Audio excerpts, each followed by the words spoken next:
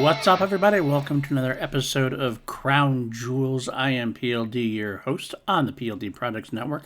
And if you are here for the first time on YouTube, hit that like, hit that subscribe. If you're listening to on your favorite media platform, follow us and leave a comment, leave a review. They really help us out. We appreciate it. But we are here to talk about Queen. We are in the Sheer Heart Attack album, and we are on track number 5, Lily of the Valley. Now, if you look at the description below, before every episode of Crown Jewels, you can usually tell how long the episode is going to be. The more YouTube tracks in the descriptions that you're going to have to listen to usually means it's going to be a longer episode. But this is a little bit tricky because recently, because of this and the last couple of tracks, I've been into a medley. As I explained it, the single versions are basically just different ways to make a standalone version outside of the medley. Like Flick of the Wrist, I'm going to do a lot of combinations. When you take that into consideration and the fact that the song is only 1 minute and 43 seconds long, this actually might be a shorter episode. So let's get right into it. We basically have two things to listen to. We have the studio album version, and then again, I will play one of the single versions. You can listen to all three. I'll tell you the differences, and then we'll go right into the ranking. This is going to be a quick episode for you. But don't worry, there are going to be songs where it's going to be quite the opposite. In fact, next week's episode might be a lot longer. But let's get into now first, Lily of the Valley, written by Freddie Mercury. It does feature Freddie on lead and backing vocals as well as piano, Brian May on guitar, John on bass, Roger on drums. Very simple. It was released on the B-side of Now I'm Here, which is next week's song from Sheer Heart Attack. And it's also really the last of Freddie's mythological world of Rye. It does seem he had cloaked a real-life song of needing to escape into a fantasy world. Now, there could be other songs that do feature the world of Rye, but this is the last one that specifically mentions it. So as far as I'm concerned, this is the last song from Rye. Was never played live in any incarnation by Queen or any solo members. As far as I know, like I said, I always say that with the caveat that we never know, especially in the early 70s, if they did put it out there one night randomly during the middle of a set or during the middle of a medley, or Freddie decided to play it. I mean, this is a short song anyway, so you never know. This could actually have come up at some point. But as far as I know, it's never been performed live, which is why we have such few different alternate takes today. We have just the studio version, we have the single version, which is basically the B-side that was on back of Now I'm Here. We have the US single version, and we have what's the digital master sampler edit, which I mentioned before, but we'll talk about that in a minute. First, I want one quote from Brian May about the track.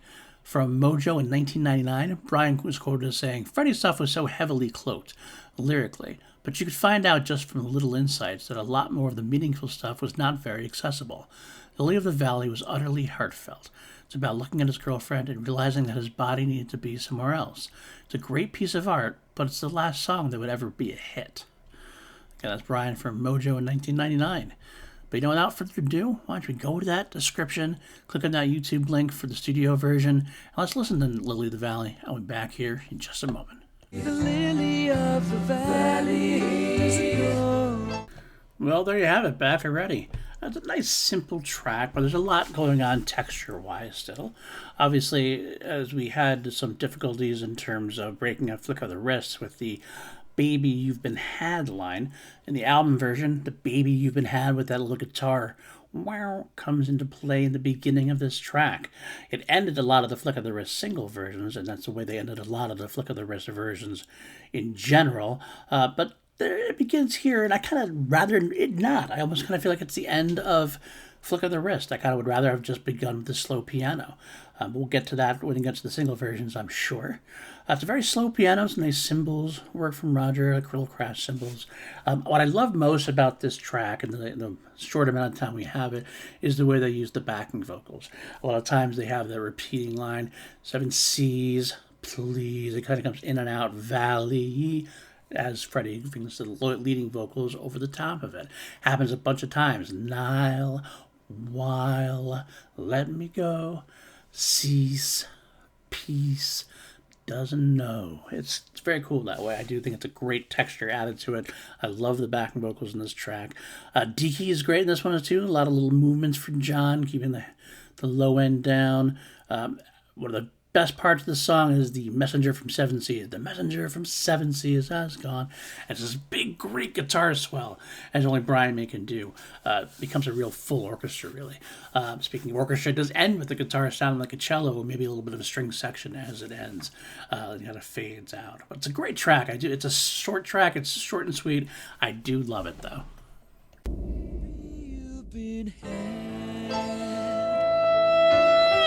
Okay, we're back. Let's talk about the 3 different versions. Again, what's labeled the single version appears on the Now I'm Here vinyl.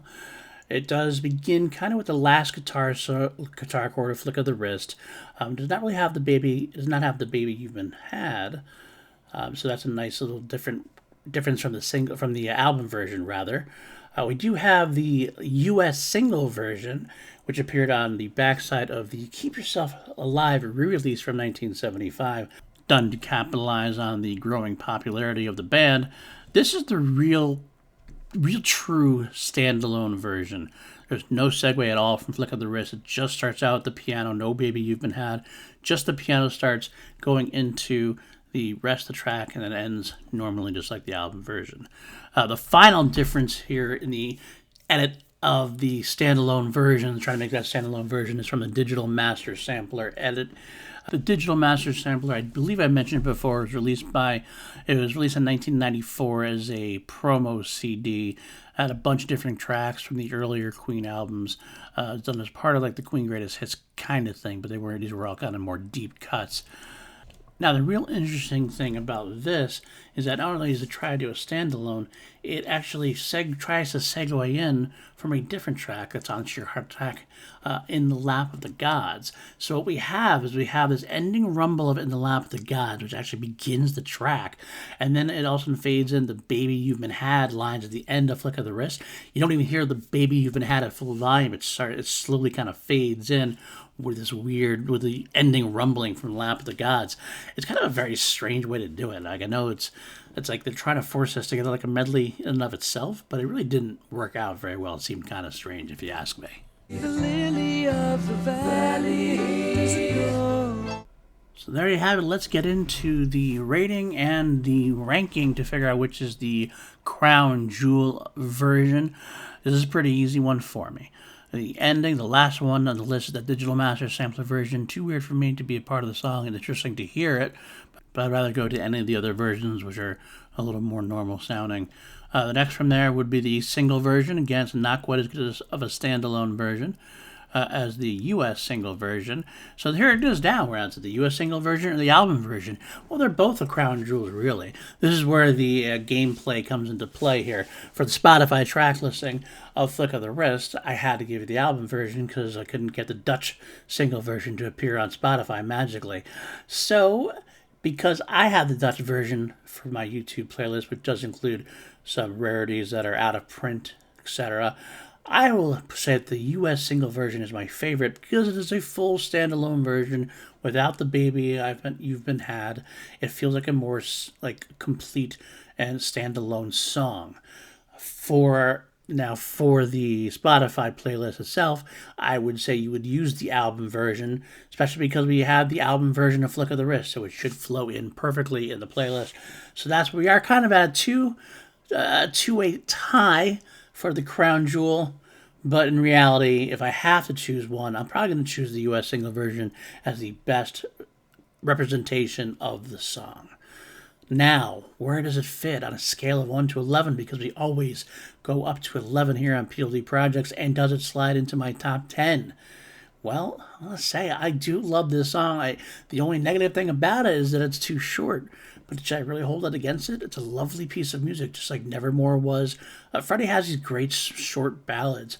Brian has a great short ballad this very album coming up as well, which we'll get to. But for now, I'm going to say this one gets a solid 10.5. Yeah, 10.5. I just love the simplicity of it. I love Freddie's voice. I love the clever backing vocals. I love when Brian does come in. It's a very worthwhile Brian entrance. So that's going to be a 10.5. Which means if you've been following the top 10 listing, yes, it does crash into the top 10. In fact, it climbs all the way up to number 3. just below White Queen as it began, and the March of the Black Queen, the only perfect 11 so far. Lily of the Valley is at 10.5, which pushes Last Week's Flick of the Wrist out of the top 10 for just a 1 week stay. The rest are still Ogre Battle at number 10, Liar at number 9, Great King Rat at number 8, all at 9.5 on the rating scale. Tenement Funster, My Fairy King, Seven Seas of Rye, Brighton Rock, all at 10, rating of 10. Then we have Lily of the Valley, In with a Bullet, number 3, 10.5. And there you have it, folks. Thank you once again for sticking with me. I hope you enjoyed the episode. Let me know in the comments what you think about Lily of the Valley. Do you like it as much as I do? Or is it a waste of space for only being a minute 40 seconds? Or you can let me know on patreon.com/PLDprojects, where you can join fellow patrons such as Danielle Ramirez, Brandon Buckingham, Brandy Parker, Jeff Alterman, John Lestrina, Kelly W., and Partis Justin Dason. Great Facebook chat going. We have some great hangouts going on. There's extra content from myself and from PJ Campbell. And again, like I said, if you're new, please hit that like, please hit that subscribe, please hit that follow, leave comments, leave reviews. Help us out. I've got some great content upcoming every week. We got Class Action, where we put up 2 movies, directors, actors up against each other with 5 custom-made categories and see who comes out victorious. We have 2 mediocre white dudes on film, myself and PJ Campbell. We go through franchise movies film by film, doing some deep dive reviews. Right now, we are headlong into the Final Destination series for our patient, Brandy Parker. And, of course, also we do have trailer reviews, things of that nature. We're definitely a developing channel. We're going to have a Star Wars show coming up in January, starting January 4th, to review the Bad Batch Season 2 premieres. We're going to go through Bad Batch. We'll go through Mandalorian when that comes out. A lot of Star Wars to talk about. But that's neither here nor there. That's till January. You were here listening to Crown Jewels. Next week, same time, we have the great track, Now I'm Here, the Brian May rocker. Well-known track. It is on the Greatest Hits album. I've done a lot of live versions, a lot of alternative versions, some fun versions. I can't wait to talk about it. But that's until next time. Until next time, God save the Queen. Keep yourself alive. And as always, keep rocking. Bye now.